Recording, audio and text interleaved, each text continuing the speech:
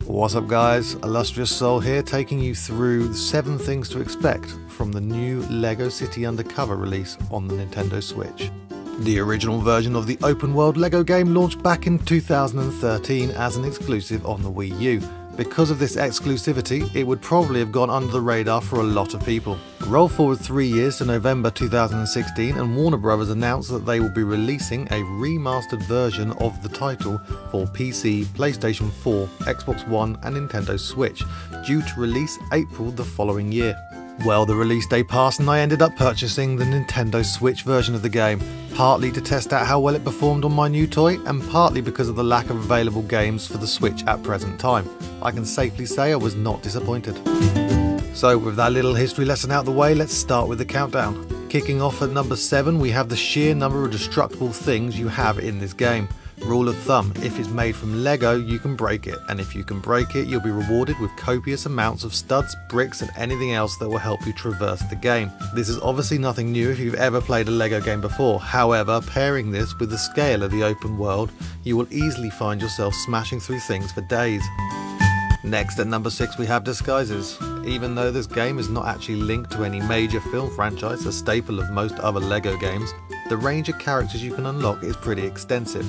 They're not actually known as characters but instead disguises, as during the game you play as an undercover cop picking up different undercover disguises that will help you infiltrate and complete the different environments. Number 5 we have cutscenes. A highlight of any Lego game, the cutscenes in Undercover do not fail to make you laugh. Hilarious puns and on-point comedy are thick and fast, with jokes for both adults and children. I can't help but feel if you mash these cutscenes together it would make a pretty epic movie in its own right.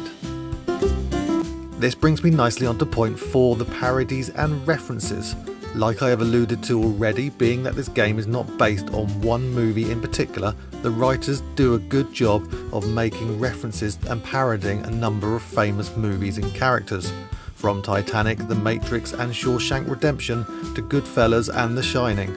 My favourite character references are Albert Spindlerouter, who is an obvious parody of Arnie, Hendrik Kowalski, who is unquestionably based on Einstein, and Studsky and Clutch, who it won't take a rocket scientist to make the connection to Starsky and Hutch.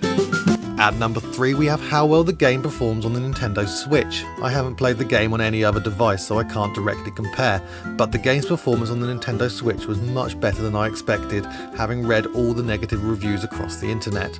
Undercover is clearly at its best when it is docked. This is no doubt due to the dock ramping up power to the device. However, this is not to say that the portable mode is in any way a slouch.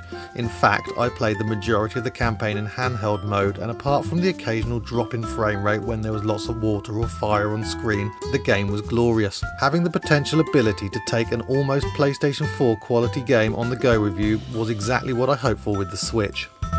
Number 2 in the countdown is the size of the open world. I have already mentioned the fact that having such a large open world means that you'll be smashing stuff for days, but having the game not tied to a linear story helps make you feel like you're more in control. The game has taken a GTA approach, by which I would even go as far to say it is a PG GTA for children. You can easily spend hours driving around running people over, smashing up cars and completing side missions, all of which gives the game added shelf life to an already lengthy campaign. This brings me on to my final point. At number 1 we have side missions, and boy does Lego City Undercover have enough of them. Side missions feature in pretty much all of my previous points. Most of the side missions will require you to destroy things so that you can create something new that will help you along your journey. However, to do this you will need various disguises which you unlock along the way. Although the side missions don't have cutscenes as such and can be completed in whatever order you like, they are an integral part of the game. That being said, the side missions can be a bit repetitive at times.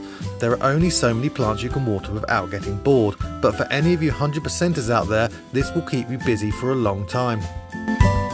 So in summary, if you played this game the first time around on Wii U, there really isn't much of a reason to play this game again. As far as I'm aware, the story hasn't really changed apart from the addition of co-op mode. However, if like me you missed this gem the first time around, I would definitely advise giving it a go. Again, if like me you have a dormant Switch you're dying to make earn its keep while you wait for the likes of Mario Kart or Yooka-Laylee to bare their heads, then why not ignore the negative reviews and give this a go on the ambiguous little Nintendo flagship.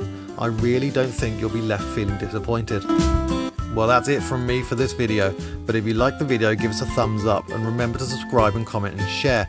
Check out the channel for more videos like this, and I will catch you in the next one.